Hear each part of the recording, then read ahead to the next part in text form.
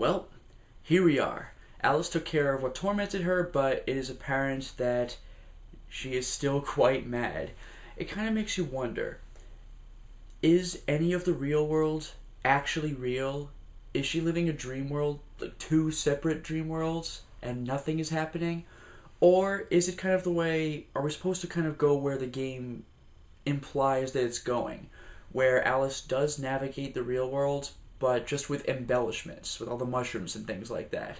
I'm honestly waiting for a time where she finds some card guard or something and kills it with her knife, and then it just cuts back to real life. It was just some civilian. I could just see Vincent from Silent Hill 3 saying, "They looked like monsters to you." That'd be freaking brilliant. Now, after my conclusion statement, I actually took notes for this one because I kind of have a lot to say and I don't want to miss out on anything. Now, I guess regarding the game itself, it was. I really do think it was awesome, but it was not without its flaws. Platforming didn't really evolve until kind of toward the end of the game, at least Chapter 4 with the weighted platforms. Otherwise, it was, just kind of jumping from one platform to another with your boost, invisible platform somewhere, flying on the wings of steam. There was a different aesthetic to it. There was the main vase looking urn with steam coming out of it in Chapter 3. There was the steampunk urn with steam coming out of it in Chapter 1, etc., etc., but it all pretty much amounted to the same thing. And then slides as well. That was kind of alright. I mean, they were all cool, but it was the same thing over and over until Chapter 4 and 5 especially. Now, regarding the actual jumping from one platform to another, it's kind of like Yahtzee from Zero Punctuation says. In the first game, your jumping was slightly clunky. I mean, it's not hard to get used to, but at first it might feel a little weird. So here, okay, fine, boost all you want. You get to jump freaking half the entire screen. But to compensate for that, platforms are therefore further apart. So when you get to actual sections that are dedicated solely to platforming, you kind of have these platforms spaced really far out from one another, far apart from one another, and it's just kind of like this whole big empty space, and there's no one really there, and the game just kind of looks empty at those points. There's usually stuff in the far backgrounds, and again, especially in Chapter 3, it looked gorgeous in the backgrounds, but there wasn't much going on where you actually were. This goes double if you're doing mainly invisible platform navigating, because you can't even see what you are doing. So it's just kind of like Alice and nothing. Also, regarding deaths, you always do that thing where you turn into butterflies, but you instantly respawn unless you've run out of health. In the old game, number one, if you fell off a platform, you would fall screaming. If you died normally, you'd sink to the ground. And in some rare cases, I'm thinking mainly the soldier ants with their muskets or their rifles, they would just take your head clean off. And you'd have to reload from a previous save. This game does have enough checkpoints where if you die, it's not going to set you back too far, but I really would have liked the option to just simply save the game when I so chose. Not having that option can be kind of a pain if I want to redo a previous area. Yeah, there's a chapter select, but that means going all the way back to the beginning of the chapter you're on. And I just said this as a good thing, but on the flip side, having so many checkpoints really makes it feel like the game is getting too easy on you. You really don't go far before hitting another checkpoint. At worst, you're set back a couple of minutes tops. So it's like, good luck getting a game over to the point where it frustrates you, because there are checkpoints freaking everywhere. Old games did not do that. Now, oh yes, and not only that, but I think when you fell off a platform, I don't even remember taking damage from it. When I was in the Radula room trying to run away from those enemies when it was just survive till the time runs out, the first thing I did was fall off like an idiot. And I just respawned. Like, oh, okay, so I could just jump off on purpose if I want to dodge a bullet or something? Fine. Now, overall, with all this said, I do think I prefer the first game, American McGee's Alice, but I still had fun with Madness Returns. Every negative thing that reviewers have said about Madness Returns, I agree with, but I still like the game, because I'm really in it for the story, the beauty, and the symbolism. And this game has that, like, in spades. Or, should I say, in hearts? Huh.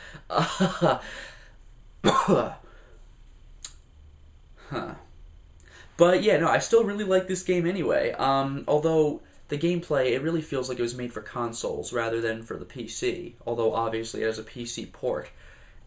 Just modern consoles today, it just seems like or modern console games. It seems like they're kind of holding you by the hand for too long. There's checkpoints freaking everywhere. The difficulty never really gets that bad. Falling off a platform does not penalize you at all. It's just like kind of like, do you want to challenge me at all? Because the most challenge I've had was shooting those pepper grinder switches and trying to get to the platforms in time. And that's more tedious than like, oh god, an enemy might kill me. Even the executioner is just like, oh, I have my invincibility frames when dodging. Okay then. Now, also there are a lot of invisible walls, and I don't understand why. Because in the first game, you could tell where you were not allowed to go because there were walls. I don't know what's with all these invisible walls. And when you shrink, you get those hints on the walls with little pictures of characters that are coming up, or sometimes there are teeth here, or you'll need to use your teapot here. But those hints were so numerous in amounts, it started to feel like the game thought I was a complete freaking idiot. It's like, alright dude, you've told me this 16 times, I know. Same goes for little hints like press spacebar when you're in the air to boost. Yeah, I've been doing that all of chapter 1, don't need to tell me again, but thank you. You know, stuff like that. And like I said, tons of checkpoints. Now, this is, I at first took this as a major negative. See, in the first game, Alice had 9 weapons, each of which having 2 functions. For example, the knife could be slashed or thrown. The pack of cards could be thrown singly or in bunches, etc., etc. Left click, right click.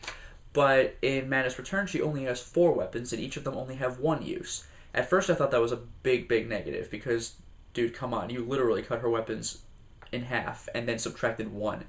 But on the other hand, when I really thought about it, in American McGee's Alice, I used mainly my knife, the ice wand, sometimes the jacks if I wanted to clear out enemies with large health, or the Jabberwock staff if I was fighting a boss. I basically knocked myself down to 4 weapons anyway, and I really, really overused the ice wand and the knife. But in this game, you only have the 4 weapons, knife, pepper grinder, hobby horse, teapot, but they're used in such a way. The gameplay changes in such a way with breakable walls and enemies having defensive shields. You actually are forced to use all 4 weapons relatively equally. And I think the game did a really good job of ensuring that you use your entire arsenal. So the gameplay, that was very well designed. It really was. You actually knew, oh, I better use the teapot now, for the daimyos, for example. And for the regular wasps, it better be the hobby horse. And if their defenses are down, Warble Blade like crazy. If they have a bunch of faces like the Colossal Ruin, probably the pepper grinder. It was really well thought out, I gotta say. Very impressive. Now, all said that already. Oh yes, and of course, like I said, the game is beautiful to look at, and the amount of symbolism was over the top. Like, it was crazy. There were tons of references to Lewis Carroll's other works, outside works entirely. Oh yes, and I didn't make a mention of this when I saw it, but remember in the dollhouse level when you're just a head rolling around, and you got started by that big, you know, that almost lever thing kind of turning and whacking you to get you started? It had a flamingo's head, as a reference to the croquet flamingos from the book.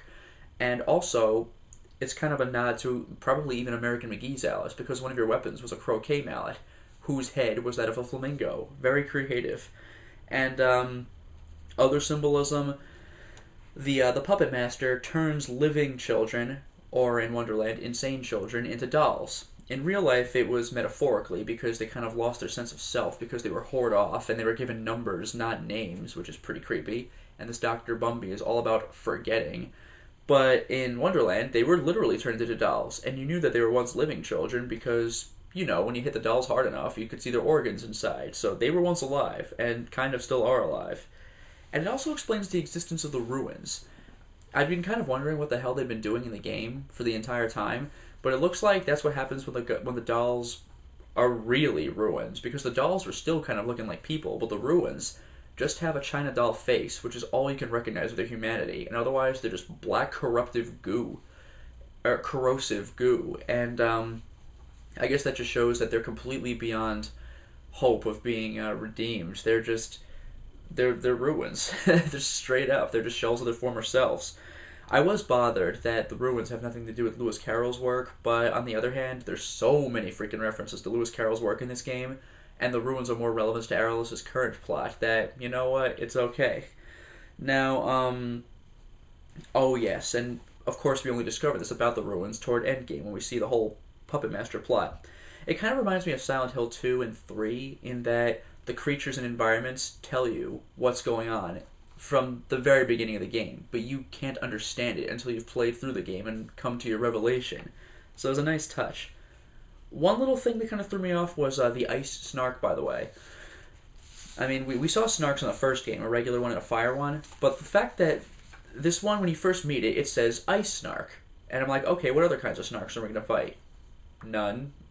It just sounds weird that you'd give it the little title ice, and it's just like, but it's the only snark in the game. I guess it's a reference to the anglerfish being in the block of ice in the real world, but it just seems strange to me that they'd specify that it's ice and it's not. But you know what? The other game had 2 snarks, so I guess it might have been kind of nodding to the other game. Yes, we know we've already done a regular one, so it's okay. Oh yeah. One thing that still bothers me to a degree was that, with the exception of the Puppet Master himself, this game doesn't have bosses. And even worse, that this really bothered me. The first level teased us with a boss fight, and then just took it away. Now, to be fair, I believe American McGee stated that they were actually going to make that a boss fight, but I think they ran out of time or something came up where that couldn't happen. So they kind of threw it in to give the player something to look at. Like, we put all this time into making this thing, at least see it before it goes away. So I guess that's alright. And when you really come to think of it, the Puppet Master was threatening Wonderland as a whole. And while Wonderland has a bunch of unsavory characters in it that don't generally like Alice, they realize their existence is in jeopardy. So even they will team up with Alice in order to get this Puppet Master the hell out of there. So you wouldn't really be fighting Wonderland bosses anyway. And the Puppet Master, he doesn't really have minions in the real world, so he's the only guy you could fight. And if he did have minions in the real world, then you'd realize that a real world boss was something that you'd have to look forward to, so that would kind of give things away. And the Executioner could have also been a boss fight, but then again, if that was going to be fun, then you'd have to be about the same size as him, and that would take away the whole being able to walk over the hedge maze thing. So I guess it worked out in the end. I would have liked boss fights, but I realized that they wouldn't have made sense. So it's kind of okay. Now, I've already said that. Oh, yes. And of course, there's also the different gameplay parts of the game. The doll head puzzle things, the sliding puzzle blocks, the chess puzzles, the side-scrolling portions. They did change the thing. They did change things up when platforming started to get a little tedious. And regarding some extra information, I was so excited about this game that I also pre-ordered the art book. I saw it on the store off of EA's site. I think you might be able to go like alice2store.com. I think it's something like that. And yeah, so I got the art book. This thing's friggin' heavy and huge, and the pages are thick too. And because it was a pre-order, give me 10 minutes to turn to it, I actually got it signed by Ken Wong, the head of Spicy Horse, and American McGee himself, although, like you saw, I wouldn't really hold up these signatures in evidence in court or anything like that. They're scrollier than my handwriting. And you don't know my handwriting, but it's bad. But what's really cool about this art book is it has tons of conceptual designs, of course, and it also has lots of information from the developers themselves, saying, oh, here's something we considered but couldn't do, or here's what this means. For example, they were going to have, originally, Alice changed dresses whenever she took out one of her 4 different weapons, but they scrapped that. And honestly, I think that was the good move to make, because having a dress for a particular level, I think, fits a little better. And they were going to give her more weapons related to the tarot. Staves, cups and wands, I believe. But of course, that didn't end up making it in there. And that would have kind of felt out of place. Tarot's awesome, but it's not Wonderland, you know? I mean, we're wielding a teapot. That's as Wonderland as it gets. There was talk of, it's in the book too, perhaps having an MC Escher level. Oh my god, I would have loved that. If you don't know MC Escher, he's the optical illusion artist where he's got staircases going up and down at the same time, and people have parodied it. You can see people running upstairs, coming out the other side. It would have been amazing, but I guess it didn't end up working out. And there was also going to be a level that was on the moon, where the moon was made of cheese. I don't know how that would have fit into the story, but then again, I couldn't have guessed how being under the sea would have fit into the story either. So, you know what? What do I know? It would have been cool to see, but, you know, oh well, it didn't make it in, it didn't make it in. And there were 2 things from the book specifically that I wanted to show you, and when I was in the dollhouse level, I remembered, or I saw that sign that said this way to the snails domain or something like that, and I'd asked if you'd seen that artwork. That was one of the couple of artworks that were just on the internet at the time. Here's that. You see Alice climbing this house, and there's this giant-ass snail on top, and it looks terrifying. That was on the internet for a while before the game came out. It didn't end up happening, although we did keep the Nautilus shells. And there was one other thing that amused me. For the dollhouse level, remember that creepy freaking metal four-legged creature with the March Hare skull on top of it? It was originally going to be an enemy. You see the tongues coming out over here? But it didn't end up working out. But what's cool is that we saw it in the glass case in the dollhouse. So it's kind of like the developer saying, you know, we couldn't do it, but here, take a look at what might have been. That's just, I like that stuff. It reminds me of Insomniac Studios, the Insomniac Factory, in the Ratchet and Clank games, where you could just take a tour of things that didn't make it into the game, but you could kind of play with them while you're in that little outside of the game portion of the game. So that's pretty cool. I guess that's my piece on the game itself. So once again, I would like to thank everyone for watching, and it really does mean a lot to me that I actually have an audience at this point, like a generally established audience, because when I first started making Let's Plays, it was with Typing of the Dead just to get something out there, and you know, I was expecting a couple random people browsing the blogs to be like, oh, this might be interesting, or oh, you could work on this, or whatever, get like a couple of comments. Like, I was one of those people who was like, oh my god, I got a comment. But now there are people who actually, like, they're watching my blip stuff before I actually upload it to That Guy with the Glasses. I'm amazed that people care enough about my my videos to that degree. It just really it really is humbling. It just it feels great. I just never thought it would that I would get like an actual real audience. So thank you so much for that. And as usual, I would like to give special thanks to everyone who submitted a title card. Now, I never thought that I'd get more than the ridiculous 8 submissions for Fatal Frame 4, because that game's Japan exclusive, and after doing Fatal Frame 3, everyone, or that is to say, I was going to go a different direction with that sentence, no one, including me, thought that I would actually get to play, let alone Let's Play, Fatal Frame 4. So I guess people were really excited, and they were pumping out title cards in anticipation, and that just was really flattering. But it seems that anticipation for this Let's Play was high as well, because some people have told me that they'd been watching my American McGee's Alice Let's Play, and they saw how excited I was about the game, and how on the edge of my seat in anticipation I was about Madness Return is coming out. So I guess my anticipation and my excitement was infectious, because other people have been looking forward to this too, and I actually got 10 title cards for this Let's Play, which blows my freaking mind. I really can't even believe it. So special thanks to, in order of submission and therefore of appearance, Zuzu, Fallen Bane, Jack of Antics, Kajek's Party, Lunacat, Richard Wesker, and there was a collaborative effort between, and I really hope I don't butcher your name, Sonic Chica and Jeark. If I said your name wrong, I do apologize. Saibi, Jack Frost, and Lady Phantom of Moo.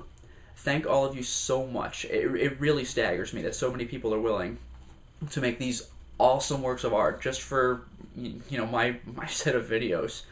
And I would also like to give special thanks to the users on That Guy with the Glasses comment section, who explained things I didn't pick up on, or analyzed the symbolism of things I didn't understand, or didn't even notice. And this goes anywhere from analyzing the plot, characters' names, references to Lewis Carroll's works, explanation of what the Chinese characters meant in the Mysterious East level, you know, all that stuff. Oh, and you know, actually, speaking of outside references, by the way, it seems that, remember when I saw what I thought was Raz from Psychonauts in Queensland? It turns out that was him, alright. Someone told me that the special thanks in the credits of the game went to Tim Schafer, who was the creator of Psychonauts. So either Tim Schafer had something to do with this game, or American McGee really, really likes him and got permission to kind of throw Raz, and there's a little Easter egg. So yeah, that's Raz, alright. But regarding all this explanation for me, special thanks to, and this is in no particular order, because I was just kind of going through the comments section wherever I found it. Thank you so much for the explanations. Blackest Love, Reesdux, Underdog 10, Jack of Antics, Lady Phantom of Moo, The Phoenician, Pixelfeller, Distressed Damsel, Abigala, Floweramon, Death's Head 419, and Heavily Armed Pokey. Thank you so much, because I love symbolism in games, and I love picking out references, especially regarding things I understand. Like, oh, I know what this means, but oh my god, there was so much that went over my head, and so much that went over my head, and I wasn't even aware of it. So thank all of you for enlightening me in those respective regards. Oh, you know what? Before I forget, I got a special surprise for you. This game has downloadable content, but in this particular case, PC users have something of an advantage, and I'll show you why. Let's go. Okay, check this out. You know how the costumes aren't exactly an option for me because I didn't download the game from Origin before mid-June? Not to worry. Check this out. There's actually a little trick you can do. What you do is well, I'll show you where the file is first. Check it out. You go into C:, you go into Program Files, you go to EA Games, right? Alice Madness Returns, top option every time. Game, Alice 2, Alice Game, Config. Okay, now you have this whole menu of stuff. So you go into Default Engine, okay? Not the other stuff, not Game. You go into Default Engine. And you get this notepad file. What you want to do, well, first of all, let me show you why you don't go into this. Like from in this way. Check it out.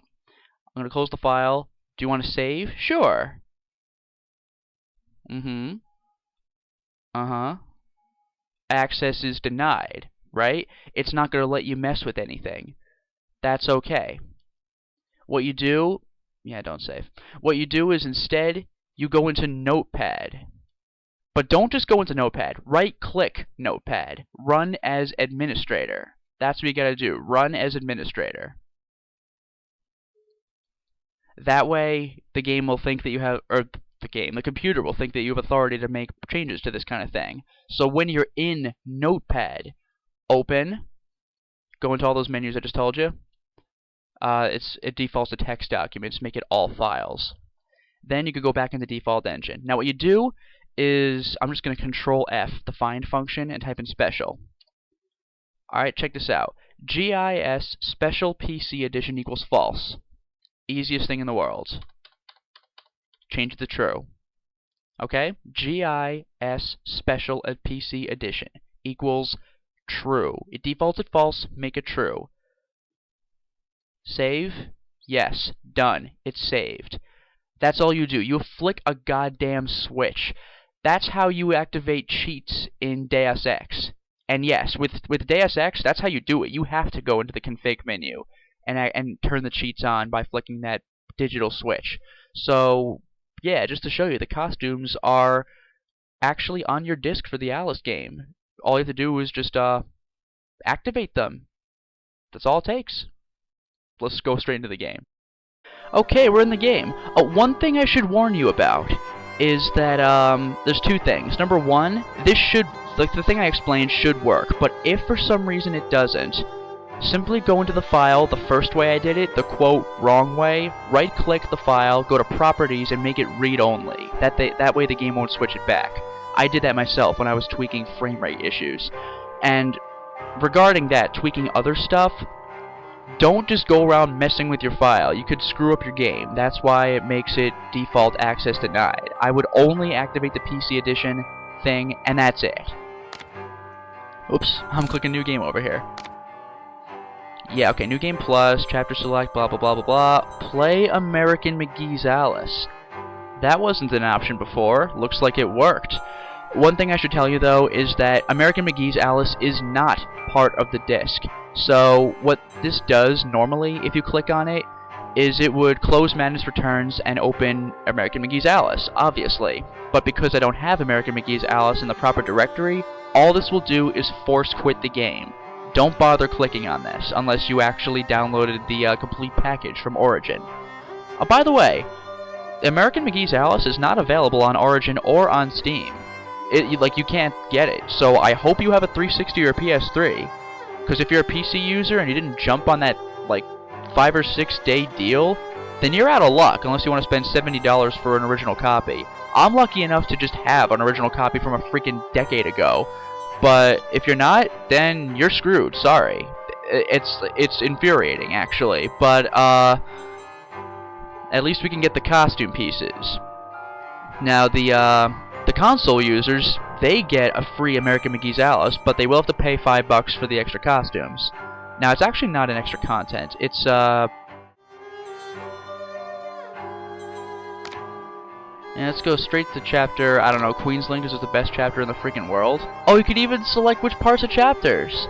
Oh, I take back what I said about having to start chapters over. It's freaking awesome. Also, Dark of Heartness. The last chapter of American McGee's Alice was Heart of Darkness. That was the fight against the Queen herself. That's pretty badass. Let's go to the, Waste Wing. Let's do this. Oh, well, this is a lot easier to deal with. Alright, the reason I went here is because I have a proper dress set up. Check this out. Alright, now you go to your menu. You go to, yeah, main menu. That should be it. Now, configuration, memories. Oh yes, equip. Now, you're gonna like this. All the weapons have different selections, right? Here's the Vorpal Blade. There, better shot of the Vorpal Blade. Just like... Man, it's got the bloodstains on it. Now, what I can do with the Vorpal Blade is now I have arrows I can click. Gotta click to just the right area, though. I'm still not good at this. There! Vorpal Cleaver! Look at that. Reduces damage from enemies by half. It's freaking broken. Pepper Grinder. Looking badass, all upgraded and everything. Octo Grinder. It's a freaking Nautilus thing. It increases your ammo limit, so that's not so broken. Hobby Horse. The terrifying unicorn of death. Now, Nightmare. With a K, get it? It's all skeletal. Let's get a better look at this thing. Look at that. It's terrifying. Oh yeah. Reduces health, restores health with each hit, so it's a healing weapon, surprisingly. Teapot Cannon. Gotta love it. Got that mouth over here. Okay, now what we could do with this, Catnip Cannon, which is goddamn scary. It's an eye that's looking around as a freaking Cheshire Cat, and its shooting part is a claw. Very cool. And it even has the designs on the back. Increases damage to enemies by half, so it's an even more powerful Teapot Cannon. Now for the dresses. First, let's get, yeah.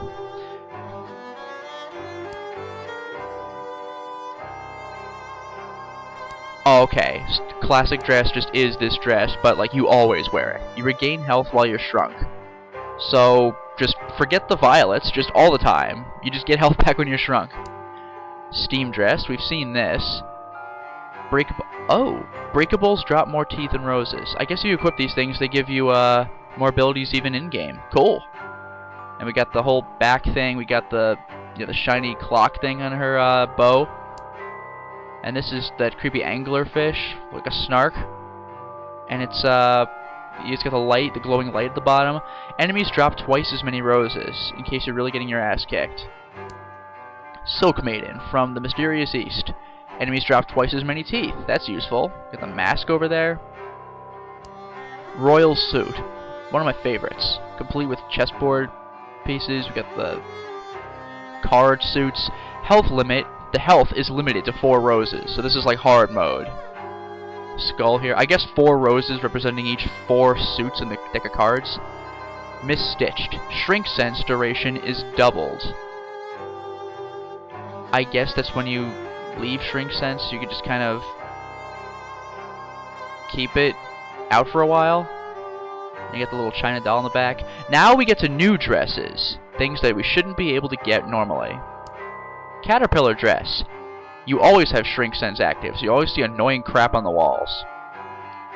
Looking like a caterpillar here. The back is no bow on the back. We do have butterfly wings, which is pretty cool. And she's got antenna. Sweet. Cheshire. Disable all rose drops from enemies. Enemies no longer drop health. Once again, the cat is hard mode. And jeez, that is a look. You got the tail, you got the bony skeletal back here. Even the face, you got the earring, even the face is goddamn creepy. Cosplay is that. Good freaking luck. Checkmate. Official chessboard piece, red and white men. And look at that, her bow is a king's head, and her shoulders are knights, red and white. And and her chest is a rook. Doubles damage for all weapons, which is ridiculous. Flesh Maiden, which is freaking Soul Edge, goddamn creepy. Look at, ugh, it's all, I'm not pressing anything, it's just pulsing. It's disgusting.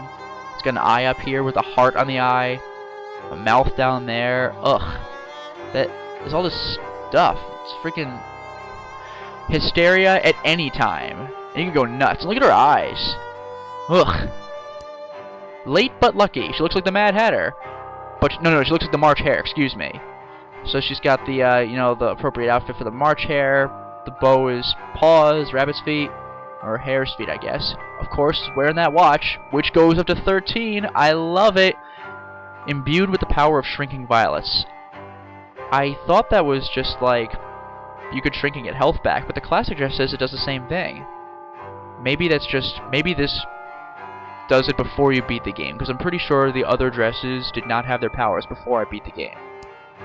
Hatress. Now she's the Mad Hatter, complete with awesome American McGee's Alice version hat. She's got the straight jacket on like the Mad Hatter in this game. Her left arm is a freaking robotic piece, steampunk no less. Got the steampunk back again. And the feet, I guess, are green. I guess the Mad Hatter is green. Instead of losing health, you lose teeth. This is good, because I no longer have anything to spend my teeth money on.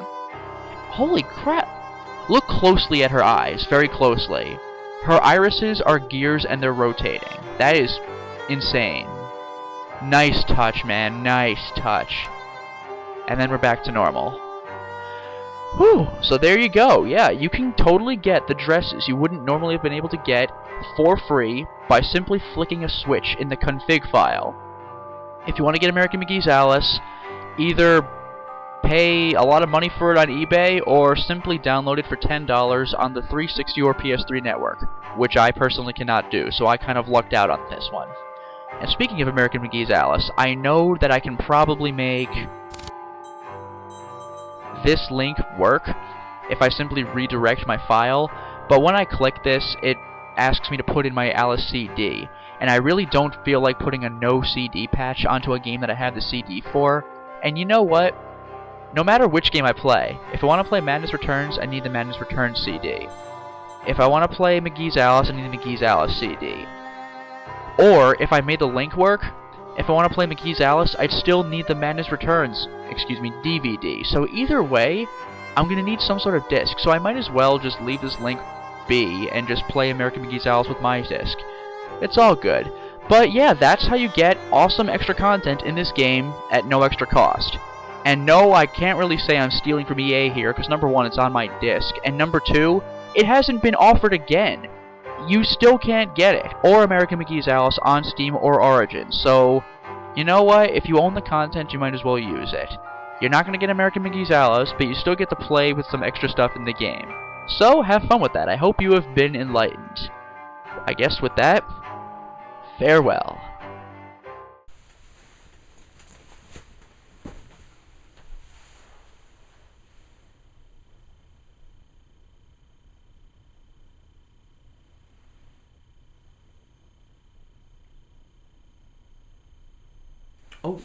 Oh, you're still here. Well, okay, I might as well let you in on it. I'm, running a little late. You see, I'm late for a very important date, and, for this particular meeting, I'm expected to look my prettiest, and, well, I'm just, guess I'm just getting set up.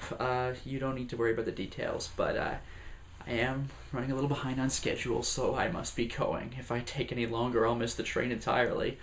So I must be off. Until next time, everyone.